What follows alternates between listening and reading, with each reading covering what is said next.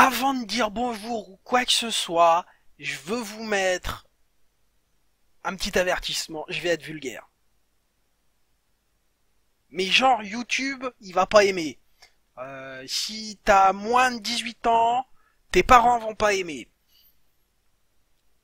Si t'as plus de 21 ans, je risque quand même de te choquer. Voilà. Donc, malvenu sur cette vidéo, hein. Pourquoi vous êtes malvenu?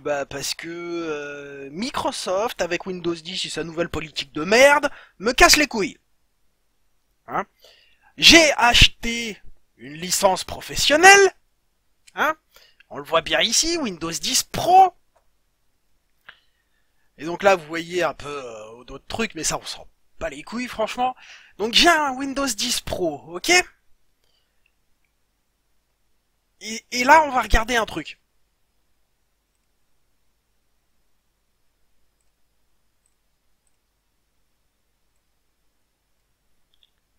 Ok, Windows Update, là, il est désactivé. Hein, parce qu'il a fallu que je le redésactive à la main.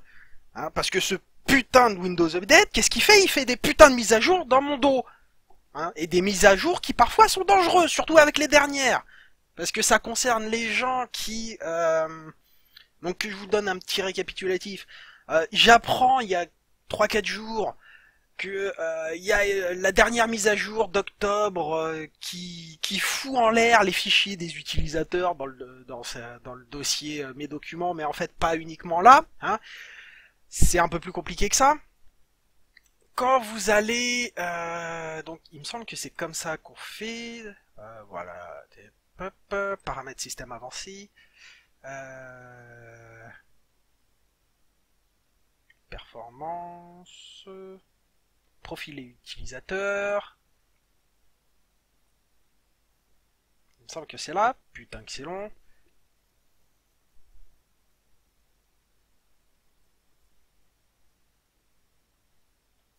Non, c'est pas là.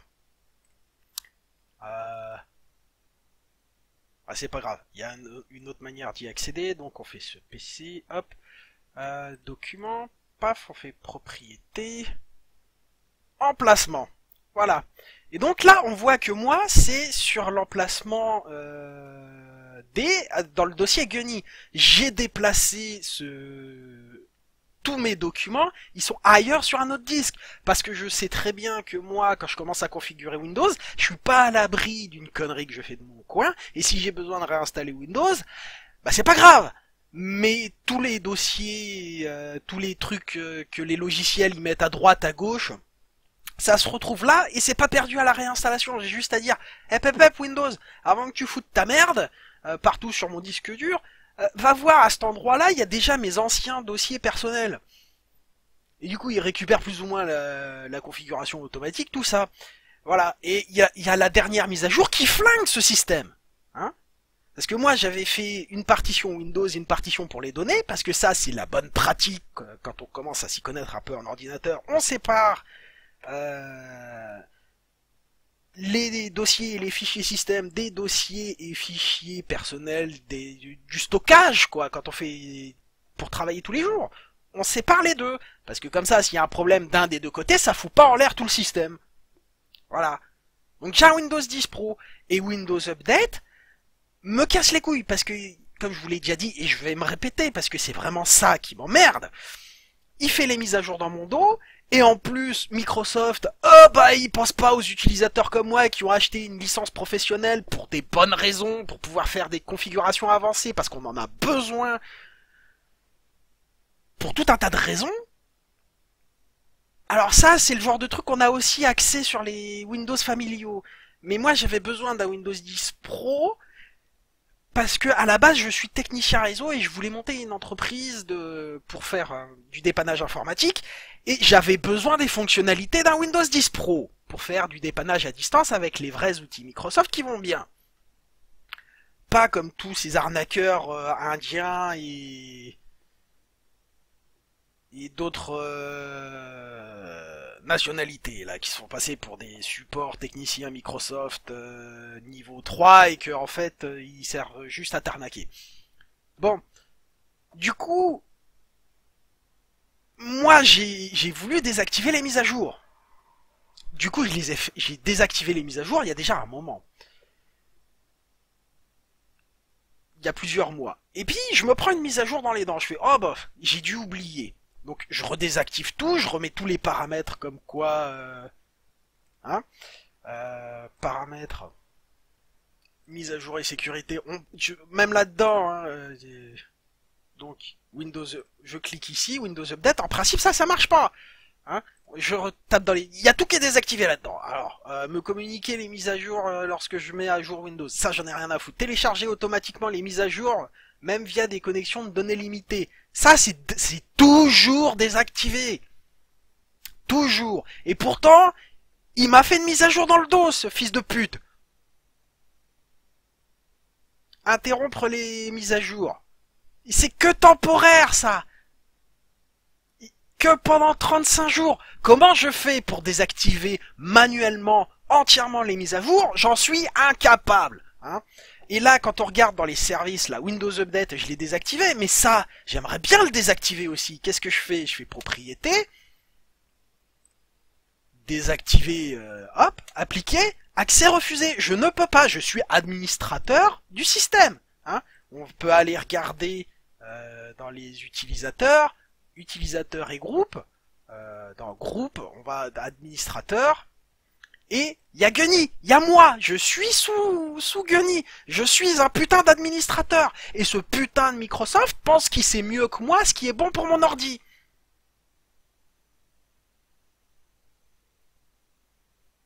Du coup, qu'est-ce qui s'est passé? Bah, au lieu de faire ma migration Linux pépère, de prendre le temps d'apprendre à utiliser les logiciels de montage, de capture, de les configurer et tout le bordel, eh bah, je fais ça dans le rush, hein, je suis obligé de tourner avec de la camomille à fond les ballons tous les jours parce que ça me stresse et ça me casse les couilles, en plus de mes crises d'angoisse, hein. Bon. Donc voilà. S'il y a encore moins de vidéos que ce que j'avais prévu, c'est à cause de ça. Hein. Donc là, je suis obligé d'apprendre des trucs pour la chaîne, en plus d'apprendre des nouveaux logiciels pour pouvoir faire mes vidéos. Là, je commence seulement à... Ça fait que depuis hier que j'ai réussi à maîtriser un minimum la configuration de la webcam, la configuration d'un logiciel de capture, comment je règle le micro, tout ça, ça fait que depuis hier que j'arrive à peu près à le faire correctement. Maintenant, je suis en train d'apprendre à utiliser un nouveau logiciel de montage qui s'appelle KD en live.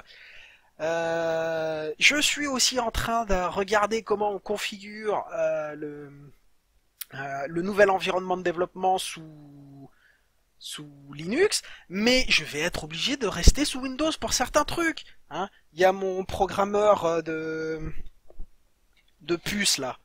Où est-ce qu'il est? Programmeur de puces. Tu es mon TL 866 machin truc là. Ah, je l'avais sous la main la dernière fois. Où est-ce qu'il est passé?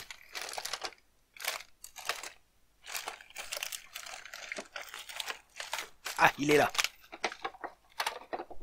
Lui, là. Lui, il fonctionne que sous Windows. Bon, j'ai du bol, il fonctionne de Windows 2000 à Windows 10. Ce qui fait que, comme j'ai un vieux Windows 2000 qui traîne, je peux le mettre sur... Je vais désinstaller Windows 10 à terme, soit rétrograder vers Windows 7, parce que j'ai relativement peu de jeux, parce que ça aussi, ça me casse les couilles, mais Linux est en train de s'améliorer là-dessus. Sur les jeux, j'ai encore des logiciels et tout un tas de trucs qui fonctionnent uniquement sous Windows. Hein, et comme on fait de l'électronique, il nous faut un minimum de sécurité sur le fonctionnement. Et je ne peux pas me permettre d'utiliser un émulateur Windows sous Linux parce que ça va introduire la possibilité d'une erreur à cause de l'émulation. Donc voilà. Là, je suis énervé, ça me fait chier, la chaîne peut pas avancer comme je l'aurais voulu à cause de Microsoft. Hein. Là, je suis sous Windows et ça me casse les couilles. Mais genre vraiment déjà que ça m'énervait avant, hein, parce que la différence entre Windows 7 et Windows 10, il y en a pas tant que ça. hein, et les utilisateurs normaux, ils seraient restés sous Windows 98, ça serait pareil pour eux. Voilà. Donc, Electro du dimanche énervé. Tout ça parce que y a quelqu'un qui s'est dit ah bah tiens, je vais dire à Electro du dimanche comment il doit mettre à jour son ordinateur, hein, parce que et sans lui demander son avis en plus, hein. Pareil pour vous, la majorité de ceux qui me regardent là, qui sont à 99% sous Windows, ça j'en suis quasi sûr. Quoique avec les électroniciens qui me regardent peut-être de temps en temps, il y a peut-être des Linuxiens là-dedans un peu plus que normalement, donc on dirait 97-98% des spectateurs. Sur 400, ça fait quoi? Allez, ça fait 3 utilisateurs par centaine. Il doit y avoir une quinzaine de personnes qui me regardent sous Linux ou sous macOS. Ah. Bon, alors par contre, si vous me regardez sur votre smartphone, vous utilisez Linux. C'est juste une variante différente de Linux. Voilà. Et macOS, c'est plus ou moins un Linux, un cousin de Linux. Hein, il y a une parenté quelque part dans l'arbre généalogique de Linux qui fait que Linux et macOS, c'est la même famille, quoi. Voilà, voilà, voilà. Donc ouais, énervé. Et bah voilà. Bah du coup, ce que je vais faire, c'est que je vais refaire des vidéos toutes simples, toutes bêtes sous Linux, le temps de m'habituer au fonctionnement de machin. Et puis ce qui m'énerve aussi sur le coup, c'est que là, logiciel, voilà, KDE en live. Où est-ce qu'il est? Où est-ce qu'il est, KDE en live? IJKKD en live, voilà.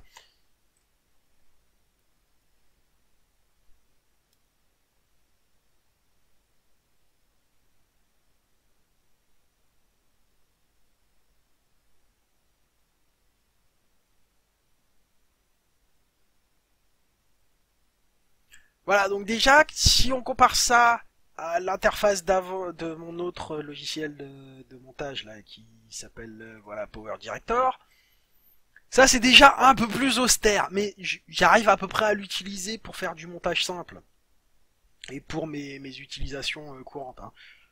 Donc voilà. Le seul truc c'est que sous Windows, quand on veut ajouter un clip, enfin un morceau de vidéo, donc des précédent, capture, non. Voilà, bon donc déjà il m'emmerde là-dessus, hein. Euh, Options, affichage, non.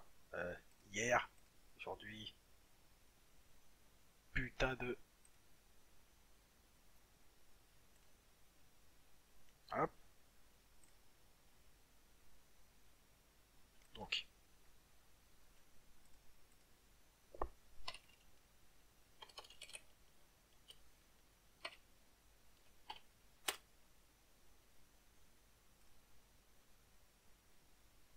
Alors c'était 2 points capture. Est-ce que ça marche? Aucune idée.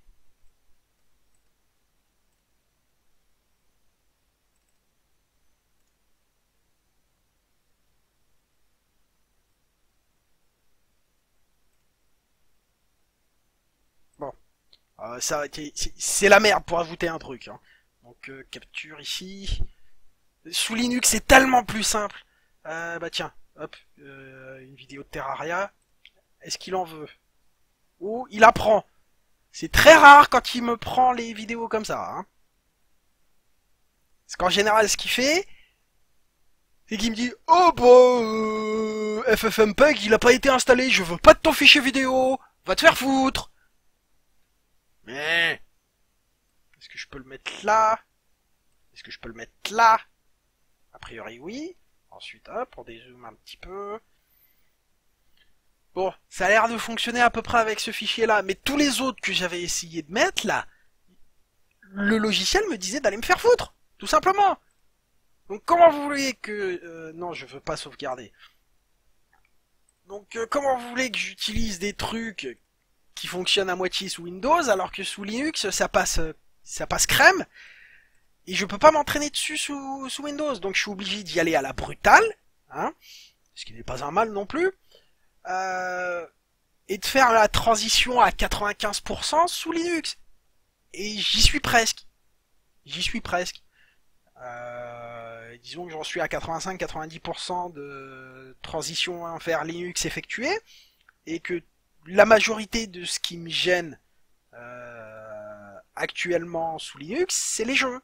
Alors moi j'aime bien les jeux de construction, hein, type Anno 1404, Anno 2070, Planet Base, tous les city builders comme ça qui sont pas des SimCity ou SimCity-like. J'aime beaucoup ce genre de jeu-là pour me détendre de temps en temps. Hein. J'en fais 1 ou 2 heures, j'agrandis la ville, je regarde les petits gens se balader dans la ville, et moi ça me plaît. Sauf que je peux pas actuellement. Pourquoi Parce que Valve est en train de mettre à jour Steam pour pouvoir jouer aux jeux Windows comme il faut. Sauf que Planet Base fonctionne. Sauf que comme il n'y a pas les polices d'écriture Microsoft Windows dans Linux de base, et ben je peux jouer au jeu mais il n'y a pas de texte. Alors quand on veut commencer à faire des réglages dans les options pour réguler la population qui arrive par vaisseau, ou alors pour faire du commerce, je suis niqué, je vois pas ce que je fais. Pour Anno 1404, alors le 1404 se lance mais fait un écran noir, la version avec l'add-on Venise marche pas du tout. Qu'est-ce qu'il y a d'autre Les autres jeux... Anno 2070 fonctionne. Sauf que le launcher Ubisoft, lui, ne fonctionne pas. Hein, quand je fais le benchmark pour savoir qu'est-ce qui va avec ma machine, le moteur du jeu fonctionne et m'affiche bien les trucs. Par contre, quand le launcher, il affiche que dalle. C'est un écran noir, donc... Ah, qu'est-ce que je fais, hein? Sachant que le 2070, je l'aime moins comparé au 1404. Ah. Enfin voilà. Vous allez me dire, oh, bah t'as qu'à rester sous Windows. Non, non, non, parce qu'à chaque fois que Windows fait une putain de mise à jour, j'ai peur qu'il me foute en l'air tous mes réglages. D'ailleurs, hop, on retourne là-dedans, là. C'est gestion de l'ordinateur, voilà. Service et application, service, hop. On redescend ici. Voilà. Là, c'est désactivé, mais au prochain redémarrage, ça, c'est réactivé à cause de cette saloperie que je peux pas désactiver. Alors, j'ai pas fait un profilage des services et compagnie pour dire que c'est lui qui réactive Windows Update. Mais faites le test. Faites le test, vous allez voir. Et même s'il reste désactivé, le jour où Microsoft, ils ont envie de vous balancer la mise à jour, la October je sais pas quoi, ou la December je sais pas quoi, la fête de Noël, mise à jour de la fête de Noël, il va vous réactiver Windows Update, il va vous foutre la mise à jour dans les dents. Et si ça vous flingue votre matériel, si ça vous flingue vos données, c'est pas son problème. Voilà. Linux ne fait pas ça. Là, voilà. Windows, déjà à partir de Windows 7, j'étais pas content, moi. En fait, j'étais content avec Windows 2000. Quand j'ai regardé Windows XP, que j'ai décortiqué un peu comment il fonctionnait, j'ai fait, bon, je veux bien aller sur Windows XP, mais le prochain Windows, il a intérêt à être bon, sinon j'y touche pas. Il y a eu Vista, j'ai regardé comment il fonctionnait, j'ai fait... Il y a eu Windows 7, j'ai fait... bon, pourquoi pas.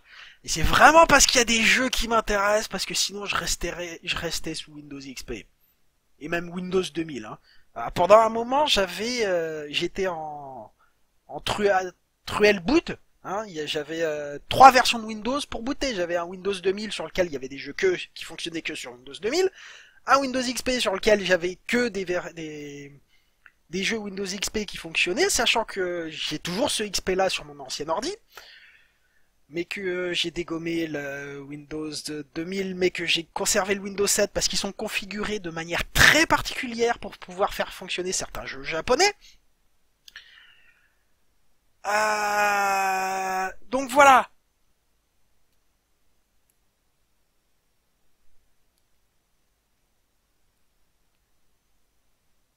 j'ai un Windows 2000 et là sur mon ordinateur que je travaille là, j'ai Linux et Windows 10. Et oui, Windows 10, j'ai franchement envie de l'envoyer balader. Hein. Seulement, il faut que je continue en plus hein, à transférer tous les mots de passe de tous les sites que j'ai eus. Il faut que je les transfère un par un vers Linux. C'est chiant, c'est long. Ah. Alors, j'ai trouvé une manière plus ou moins cheatée de le faire, mais ça reste chiant et long. Hein. Hein, quand il y a, par exemple, le truc des impôts, tout ça qu'il faut transférer, c'est chiant. Mais c'est chiant. Ah, non, Windows là, Microsoft, ils ont merdé avec Windows 10. Au début, je me disais, ouais, ça va, il est pas mal. Il est pas mal. Au début, les premières versions, c'était pas mal. Il y avait des problèmes, mais c'était pas mal. Là, plus ça avance, plus c'est de la merde. Mais plus c'est de la merde. Je me contentais des mises à jour parce que je pouvais les désactiver et tout, mais là je ne peux plus les désactiver. On me force la main sur les mises à jour. Et pour vous dire, pendant un temps, il y avait peut-être pas 6 mois, mais 3 ou 4 mois pendant lesquels j'étais peinard avec les mises à jour. Puis un jour, et puis il y a eu les problèmes avec les microprocesseurs Intel, et c'est à partir de là que Microsoft, il a commencé à faire des mises à jour dans mon dos. Hein? Donc ouais, ça doit faire 3 4 mois maintenant, les Meltdown et l'autre là, Spectre, les failles de sécurité sur les processeurs, surtout Intel et un peu AMD. Euh, et là il s'est dit, oh bah on va faire les mises à jour pour tout le monde, hein, parce que les utilisateurs de Microsoft Windows, c'est des chèvres hein, en informatique. Les mecs avec une version pro, ah bah c'est les mêmes qui achetaient des clés Windows XP Pro, hein, juste pour pouvoir débloquer des fonctionnalités qu'ils utilisent jamais de toute façon.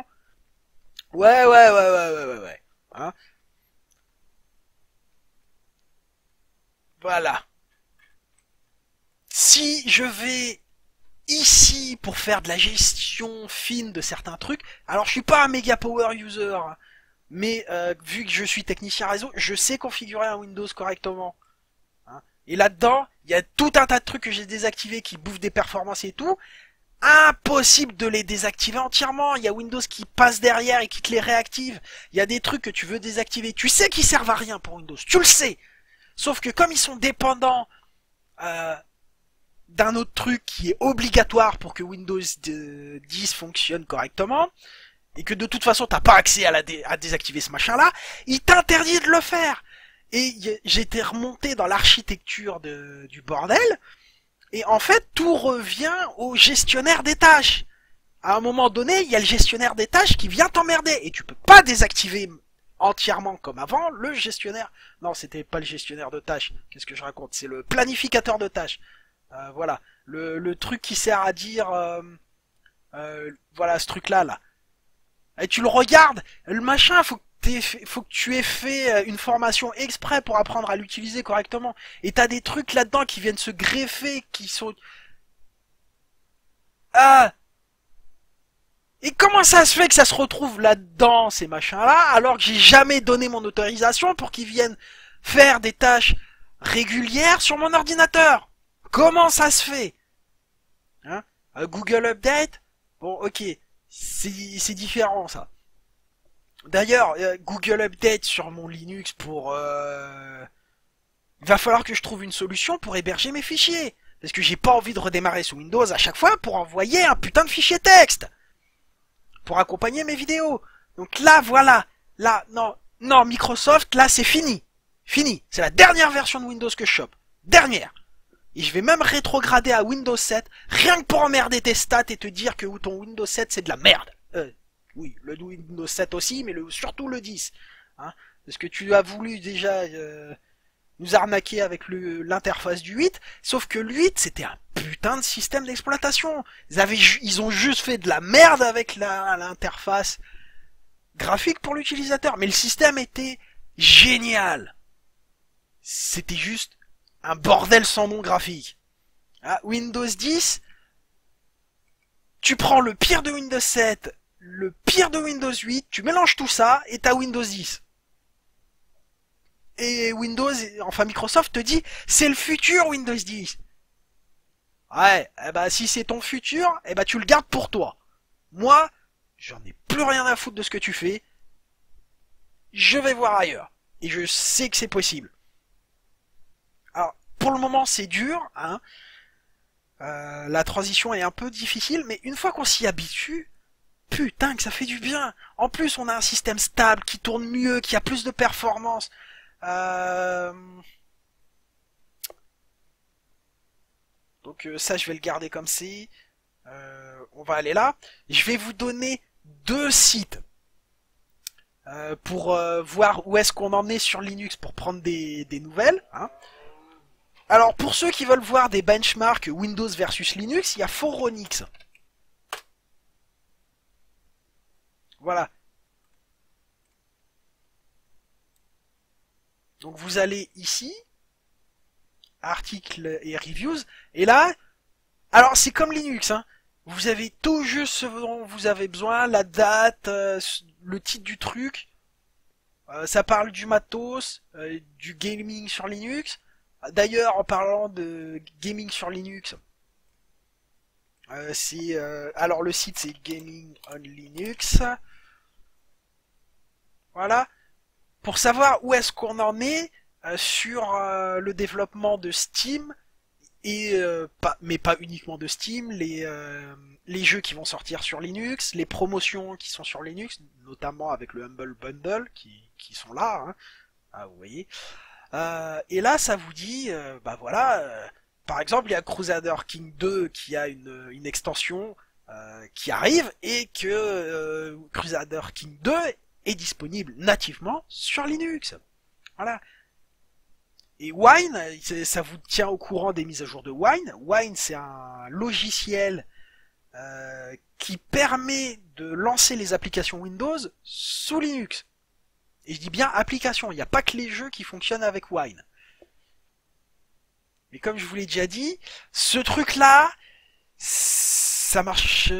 c'est pas encore suffisamment fiable pour que je me dise, ouais, ok, je vais utiliser Wine pour faire fonctionner mon programmeur de puce, sachant que le programmeur de puce, vu que c'est déjà du matos chinois avec des drivers chinois, t'es pas forcément à l'aise avec ce truc-là. Tu te dis, ouais, je vais rester sous Windows quand même. Donc c'est pour ça que je vais garder Windows. Mais le Windows 10, il va dégager. Ah ça, c'est clair et net. Le Windows 10, il va dégager.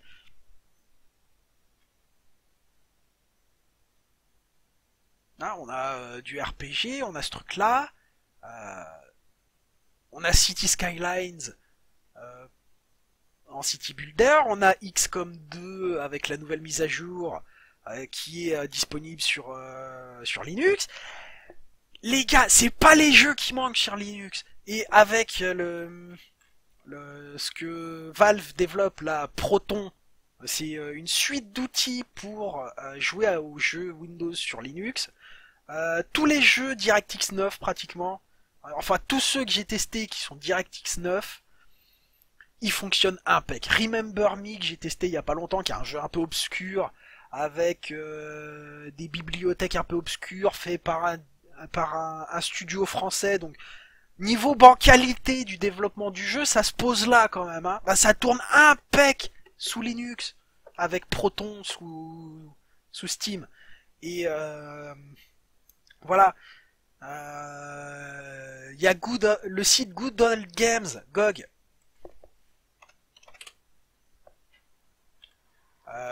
Ça, ils commencent à vouloir promouvoir Linux et tout, mais ça marche pas super bien de leur côté, hein. Voilà.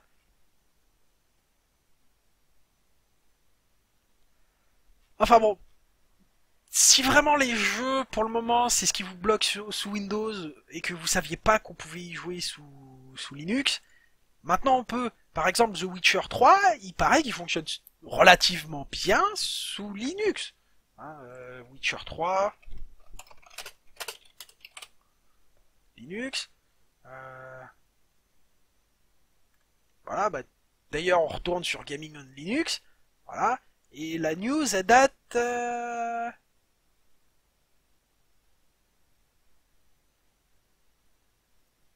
D'accord. Bon, ça c'est un vieux truc. Euh...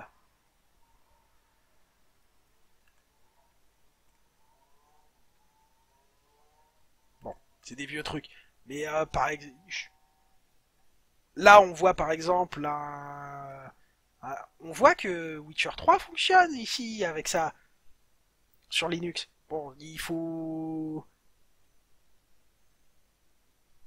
un peu tricher, mais bon, avec Wine ou alors avec Proton et Steam, hein.